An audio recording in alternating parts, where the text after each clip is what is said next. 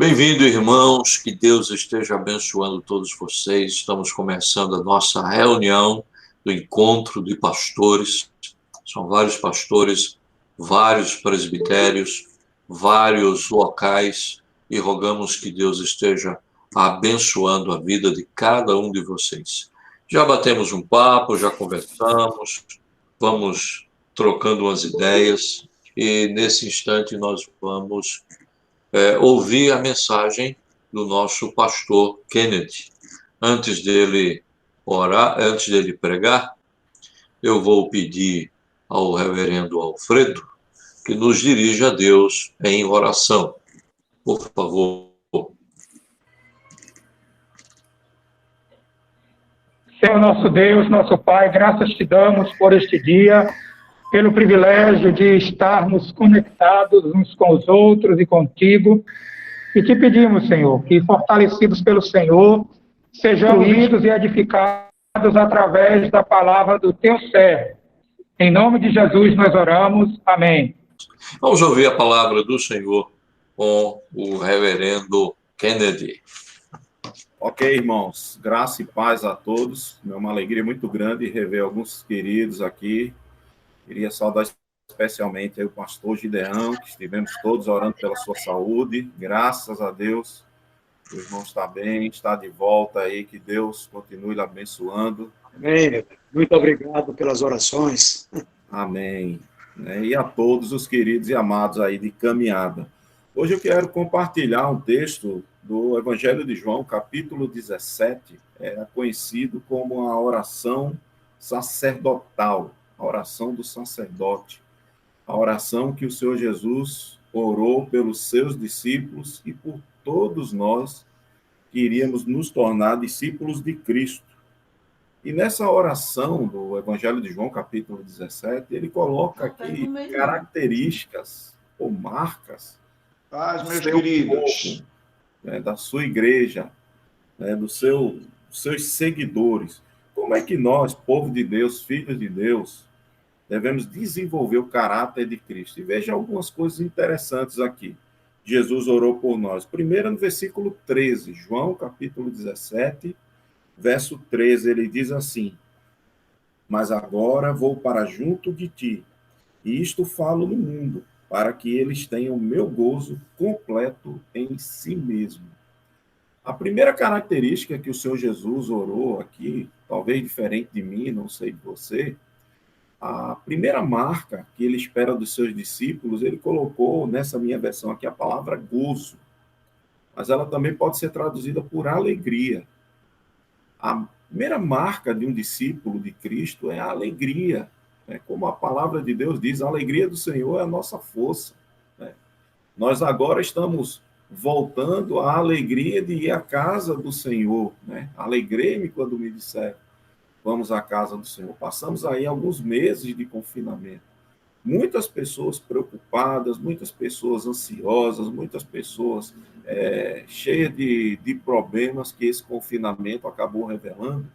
Mas o que é interessante é que quando Jesus ele ora pela alegria, ou pelo gozo, para que esse gozo seja completo em si mesmo, como está na palavra, ele já nos mostra aqui claramente que a alegria, ela não depende das circunstâncias, mas a alegria, ela vai depender diretamente da nossa relação com Deus, com o Pai. Um exemplo clássico é aquele de Ana, a mãe do profeta Samuel, quando ela está desesperada por não conseguir ter um filho. O marido dela tinha uma outra esposa, vocês lembram bem o contexto dessa passagem. A outra esposa tinha filhos, e zombava de Ana por não ter filhos. Na sociedade daquela época existia um conceito de que uma mulher estéril era uma mulher amaldiçoada por Deus. Então você imagina, Ana dividiu o marido com outra mulher que tinha filhos, que zombava dela. Na sociedade, na vizinhança dela, as pessoas achavam que ela era amaldiçoada. E aí, ela, buscando a Deus, ela vai para a sua igreja, que naquela época ainda era o tabernáculo, não era nem o templo. E quando ela está em oração incessante ali no tabernáculo, o sacerdote ali, sem entender bem o caso, e quando entra e percebe que aquela mulher está balbuciando ali, ele diz uma palavra muito dura para ela, era de manhã cedo, ele diz, mulher, uma hora dessa você já está bêbada. Você imagina o peso dessas palavras no coração de Ana? Poxa vida, em casa eu sou ridicularizada, na rua eu sou amaldiçoada. E aí na igreja o meu pastor me chama de embriagada. Mas o que é interessante é que Ana não deu ouvidos à voz de Eli, continuou orando até que Deus falou com Ana, tocou no seu coração. E aí a Bíblia diz que o semblante de Ana já não era mais o mesmo. Por quê? Porque agora Ana estava numa relação muito íntima com Deus. E essa relação proporcionou a ela esse gozo, essa alegria, apesar das circunstâncias que continuavam as mesmas. Ana ia voltar para a mesma casa, conviver com um marido que tinha uma outra mulher, iria morar na mesma vizinhança que achavam que ela era amaldiçoada. Ana iria frequentar a mesma igreja, que era o tabernáculo. Veja, nada tinha mudado das circunstâncias. A única coisa que tinha mudado, e a mais importante, era a relação dela com Deus. Por isso que a alegria, ela depende mais da nossa intimidade com o Senhor do que está em nossa volta. O que está em nossa volta, muitas vezes, afeta a nossa felicidade. Você pode estar feliz ou pode estar triste, isso é circunstancial. Mas a alegria é um relacionamento íntimo, direto, de proximidade com Deus. Então, desenvolvendo essa intimidade, nós vamos desenvolver a verdadeira alegria. E o Senhor Jesus orou por isso, ele orou para que o seu povo seja o povo mais alegre da face da terra. E de fato nós somos, porque nada pode roubar a nossa alegria em Deus. Podemos estar abatidos, como Paulo diz, podemos passar por tribulações, por angústias, por perseguições. Todos nós podemos sofrer essas situações. Mas a verdadeira alegria é do nosso relacionamento com Deus. No versículo 17, aí ele ora. Talvez seria o meu primeiro motivo de oração pelos discípulos, pelos meus discípulos, pela minha família, pela minha filha. Ele diz aqui no verso 17, João 17, 17. Santifica-os na verdade. A tua palavra é a verdade. E a segunda marca aqui é a santificação. Um homem de Deus, uma mulher de Deus, um seguidor de Cristo é alguém santo, santificado. E a santificação aqui não é aquela de uma experiência apenas sobrenatural, né? De uma bendita unção que alguns buscam para ter um momento especial de uma santificação plena. A santificação aqui é interessante, né? É ligada à palavra de Deus. Porque a fé vem pelo ouvir e ouvir a palavra de Deus. Quanto mais estudamos, lemos, conhecemos e praticamos a palavra de Deus, mais nos santificamos. E aqui eu queria fazer uma simples distinção, né, que a teologia nos ensina, que existem 3 aspectos na santificação. Primeiro, a santificação posicional.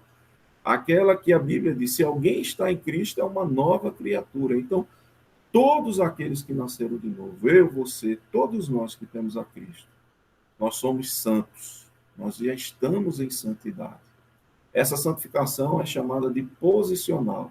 Mas existe a segunda santificação, que é chamada de experimental. E essa é a minha experiência com Deus, é a sua experiência com Deus, é a nossa caminhada cristã. E aí, alguns podem estar muito mais próximos de Deus do que outros, porque você pode estar buscando mais, vivendo mais intensamente, fugindo das tentações, resistindo às ciladas do inimigo, praticando as boas obras. Então, nessa caminhada aqui, na experiência diária de cada um, muitas pessoas estão lá na frente, e alguns, infelizmente, têm atrasado ou não estão desenvolvendo a sua santidade. É nesse aspecto experimental que nós precisamos nos aperfeiçoar como discípulos.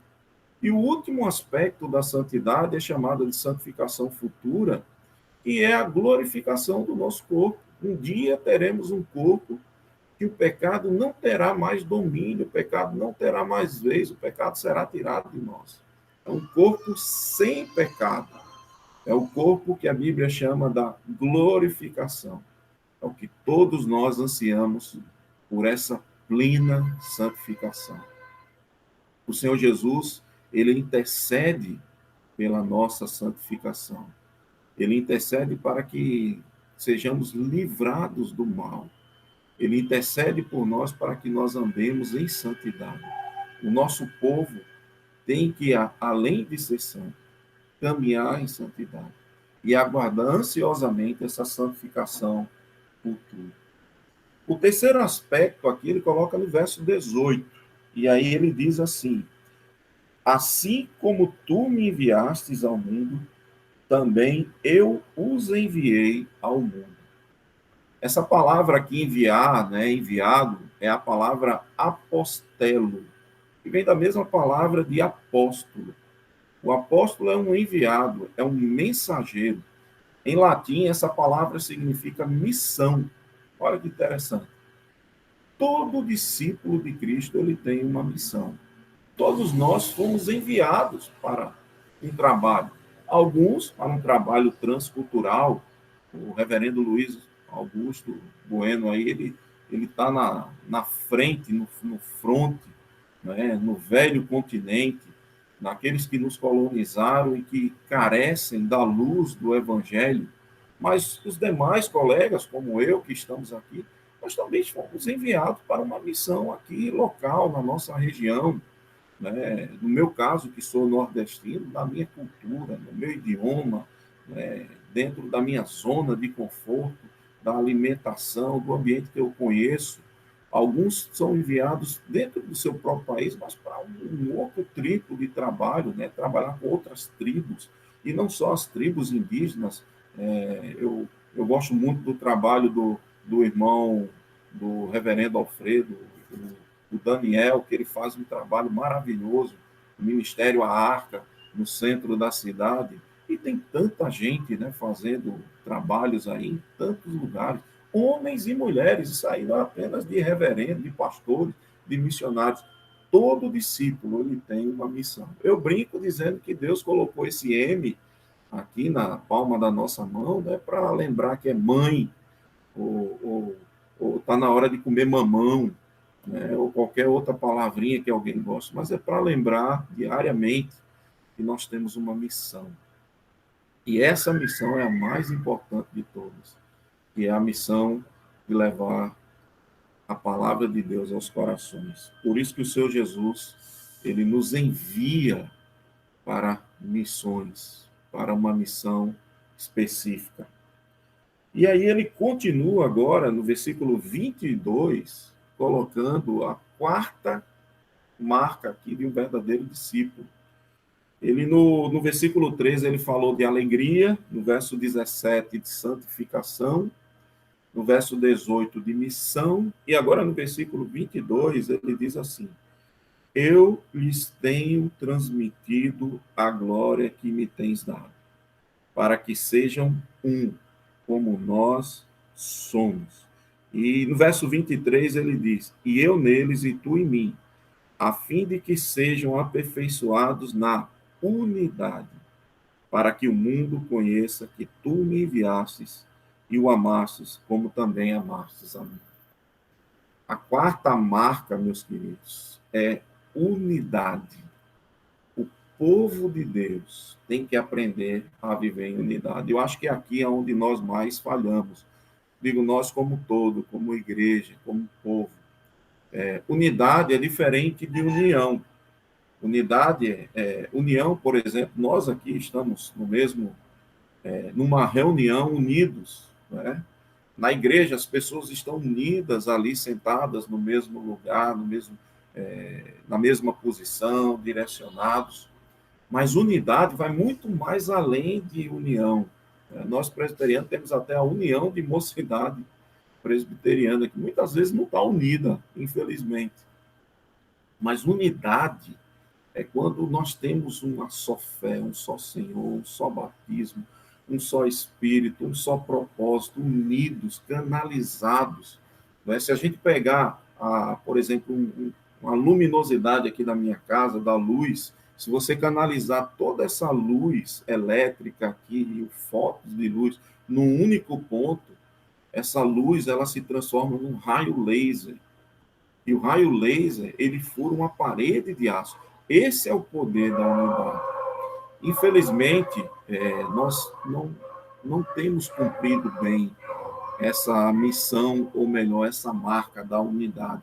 O cristianismo está muito fragmentado. Acho que o Luiz, que é missiólogo, o Alfredo foi professor e é professor de evangelismo, né? E os demais que a gente acompanha, para você ter ideia, até o século XV existiam 4 divisões no cristianismo, né? Com a reforma protestante pulou para 8 divisões.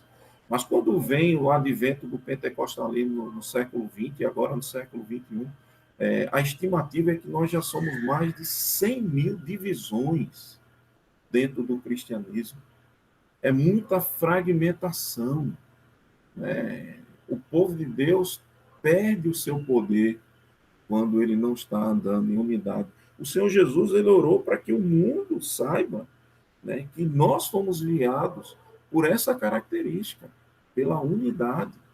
Nós presbiterianos, muitas vezes, né, a igreja presbiteriana, que ela tem esse princípio, né, de ser uma igreja conciliar, de concílios. O reverendo Augusto estava lembrando aí do tempo. Eu tive a oportunidade de conhecer o pastor Valdir Benevides lá em Suape. A gente, como mocidade, visitava as igrejas, tinha os encontros, tinha os congressos. Era até bom para arrumar namorada, quem era feinho, né? Como eu. A gente ia para esses locais. Ali surgiam lideranças do nosso meio, jovens, né? Mulheres que se dedicavam à obra de Deus, todos lapidados nisso. Eu sei que o reverendo Arnaldo ele tem desenvolvido, o filho dele faz um trabalho fantástico e está de parabéns essa família. Mas você já notou que isso, infelizmente, hoje está cada vez menos, né? Nós muitas vezes não sabemos o que os nossos colegas, nem de presbitério, o que é que eles estão fazendo. Eu mesmo convoquei os meus colegas para estarem aqui conosco, e óbvio, cada um tem suas situações e tarefas, enfim, mas estamos perdendo muito na unidade, isso é fato. E é por isso que o Senhor Jesus ele termina essa oração no verso 26, com a principal de todas as marcas. Se nós não lembrássemos de nenhuma delas, ou se não estivéssemos desenvolvendo nenhuma delas, essa aqui não dá para esquecer e não dá para deixar de fora. Olha como ele termina a oração do sacerdote. Verso 26. Eu lhes fiz conhecer o teu nome, e ainda o farei conhecer, a fim de que o amor com que me amastes esteja neles e eu neles esteja. O amor, queridos, é a nossa marca principal. Nós somos o povo do amor. Todo discípulo, ele tem que ser conhecido pelo amor. Nós temos que amar a Deus, amar a palavra de Deus e amar o povo de Deus. Esse é o nosso chamado. Se nós não estivermos amando as pessoas, a nossa religião será como a dos fariseus. Se nós não estivermos amando de fato, nós não estamos desenvolvendo a verdadeira marca do verdadeiro discípulo de Cristo. O Senhor Jesus orou por isso e ele ainda intercede por nós. E dessa maneira, eu convido também vocês a estarem em oração comigo. Vamos fazer uma simples oração por nós, pelo povo de Deus e por essas marcas, para que elas, de fato, sejam verdadeiras em nossa vida, em todos os discípulos de Cristo. Vamos orar. Obrigado, Senhor, pela tua santa e divina palavra. Obrigado pela tua oração intercessória, a oração sacerdotal que nos abençoa, que nos desafia, que nos estimula, que nos esclarece e que muitas vezes, ó Deus, nos traz o ânimo verdadeiro na batalha e na caminhada cristã. Que cada uma dessas marcas seja uma realidade em todos nós, desde agora e para todo sempre. Amém, queridos? Prazer grande poder compartilhar esse texto com vocês. Amém, graças a Deus. Que boa mensagem, edificante e animadora, consola também, e nós ficamos muito felizes. E eu fico imaginando o reverendo Luiz Bueno, lá em Portugal, distante dessa comunidade aqui, Brasil, mas que tem os seus desafios de gerar unidade, e a gente tem a alegria de tê-lo conosco, porque ele também faz parte da nossa nação, do nosso presbitério, da nossa convivência. Queria saber como é que ele está, como é que está esse retorno aí, fim, vamos dizer, quase fim da pandemia. Como é que está aí o retorno da igreja? Como é que está a vida ministerial, pastor? Eu quero saudar a todos os nossos irmãos, dizer que, primeiramente, agradecer, obrigado ao